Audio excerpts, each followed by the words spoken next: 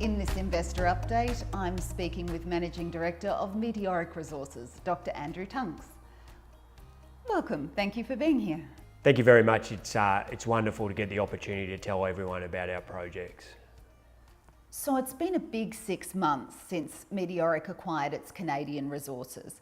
Bring us up to speed with what's occurred during that time. So over the last 6 months, Meteoric has acquired separate projects in Canada. The first were polymetallic nickel copper PGE type projects, and they are almost resource ready. They're certainly drill ready, and that's where the company has focused the majority of its time and efforts up to date. And that's resulted in several releases over the last few weeks. Some really great copper and nickel grades from really shallow at Midram, and then followed that up with some preliminary metallurgy that has recently been announced to the market. At the same time, the company acquired several cobalt projects and then has continued to acquire cobalt projects, with the most recent announcement coming about Burt a few weeks ago. And they're of a different exploration stage, really. Those projects are early stage projects. They require mapping, sampling, geophysics before we can go out and drill. So we had the dual focus, and up until now, the majority of work that the company has completed has very much been on the polymetallic style of mineralisation at Midram.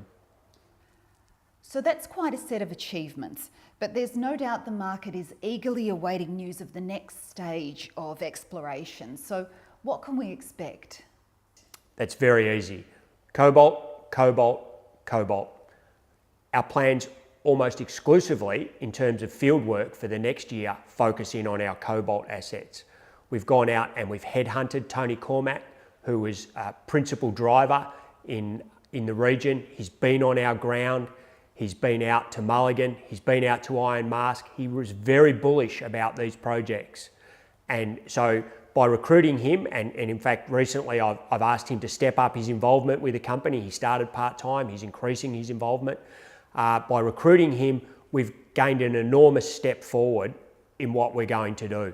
So we very much plan to focus in on the cobalt. Now really we've got two sorts of cobalt projects. We've got Iron Mask and Mulligan, where we've already announced and completed quite a bit of mapping and geochemistry, and they're ready for the next stage, which is geophysics. Then we've got other projects such as Mulligan East, Burt, and we'll be looking to advance them rapidly. So while we're advancing Mulligan and Iron Mask, the others will also be getting their preliminary work. Of course, for me, the ultimate objective here is to drill. And we would expect to be ready on the current timeline and budget that we've submitted to the board, that we'd be ready to start drilling at Iron Mask and at Mulligan in June, July. Obviously, we won't run both at the same time. They'll be sequential, and I'm not sure which one will start first, but we see that as very much our focus this year on the ground cobalt exploration. Meteoric has had a particular commodity focus, initially on polymetallic, copper, nickel PGEs, and now cobalt. Do you see this focus continuing, or are you considering adding other so-called energy minerals like lithium and graphite? No, again, that's a pretty simple answer. We believe that there's a fantastic cobalt opportunity in the market at the moment that's been driven by the massive expansion that's coming in electric vehicles. I don't think we've really seen that in Australia yet, but it's coming all over the world, and it will come to us as well. Even the other day, I heard that Apple are looking at primary sources of cobalt. They're so worried about it for their lithium-ion batteries. So we see cobalt as a fantastic opportunity, and we'll be very focused in on our cobalt things. I think graphite and lithium are not for us. Having said that, I would say that there are several different styles of cobalt mineralisation. The bulk of the world's cobalt geologically comes from Congo and Zambia, okay? And it's produced as a byproduct and from large tonnage deposits and in other deposits that are typically associated with nickel. At this stage, Meteoric is focusing very much in on small, high-grade cobalt occurrences from the famous Cobalt district of Canada. And I believe that presents a fantastic opportunity for us, because grade is always king, and to explore these projects is very exciting. But at the same time, I think we have to be aware that large-scale, lower-grade cobalt deposits will also be of value, and I think we'll be keeping our eye open for opportunities in that space as well. So how does Meteoric plan to fast-track its programs to stay at the forefront in the race to develop assets? Well, clearly drilling is the way to do that. We commit at Meteoric to drilling our projects as fast as we can and getting on the ground and getting that ultimate truth meter going. But of course we have to get them ready first. And how does that happen? And we have to drill the right targets. That happens through people.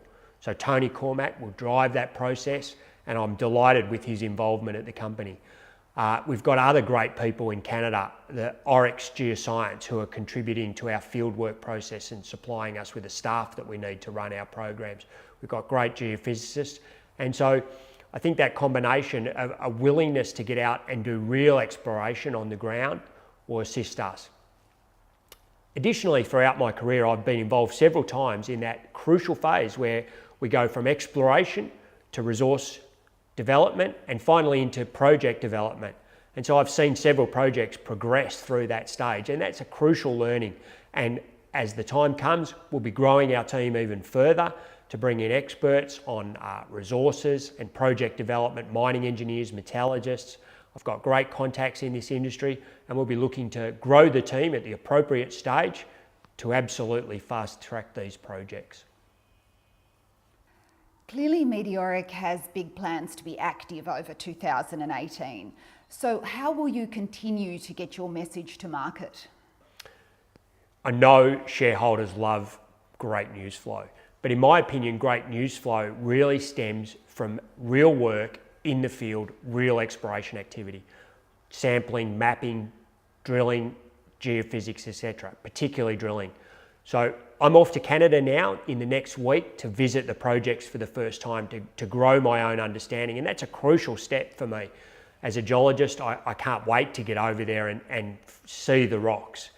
As soon as I get back from Canada, we'll be doing an Australia-wide broker roadshow. So we'll be out to all the major brokerages in the country and telling the story and telling them why they must own Meteoric.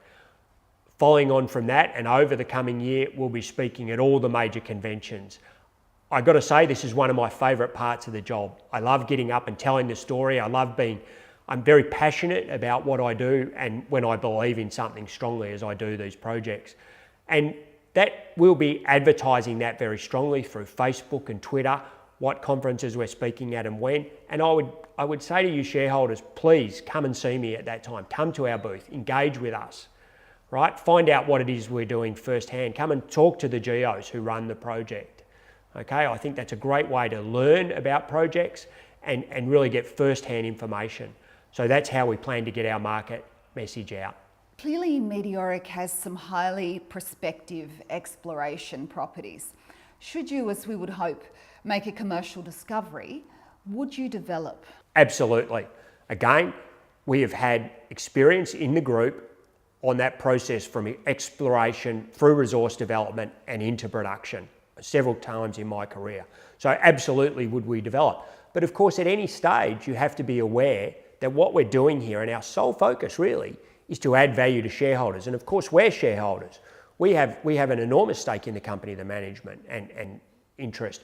So yes, we would absolutely both develop and have the capacity to develop. And again, that comes back to having the right people. So 100% we would develop, but always maintaining that value back to shareholders is our primary focus. Finally, why did you choose to work with Meteoric? Before Meteoric, I was already in the cobalt space and exploring for cobalt in Europe.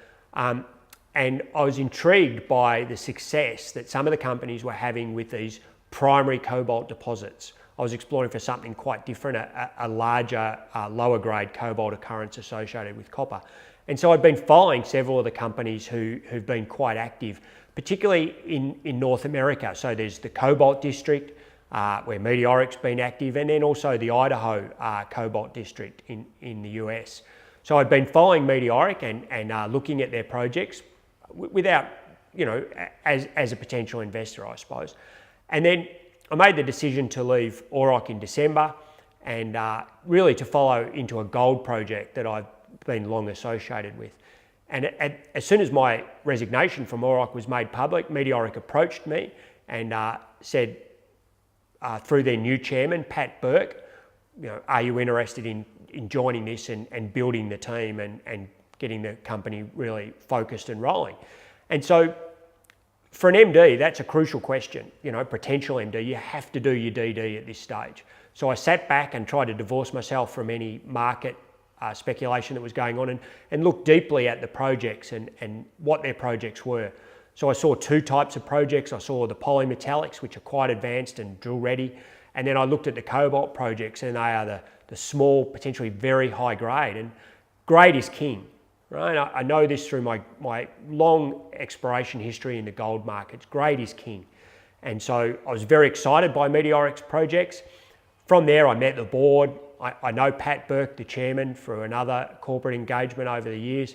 And then I also met the major stockbrokers involved in the company, the guys who've been promoting the company and what they had to say and how they believed in the company.